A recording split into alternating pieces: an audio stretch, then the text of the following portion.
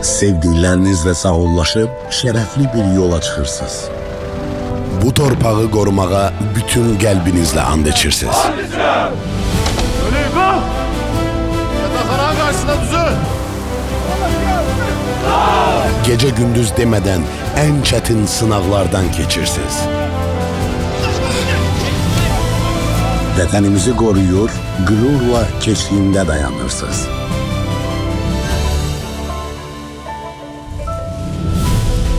Sizi gözləyən doğmalarınızın sevgisini hiss edirsiniz.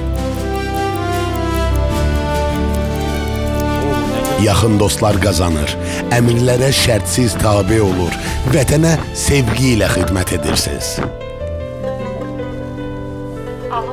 Salam ana, necəsən? Salam mənim əskər balam. Əskər Sel ilə biz də əskərlərimizin yanındayıq. Artıq hərbi xidmət zamanı doğmalar bir-biri ilə rahatlıqla danışa, ünsiyyətdə ola bilərlər. Əskər nəvəm. O sana da yaxşı bax ha! Əskər Sel, şərəflə və sədaqətlə xidmətinizdəyik.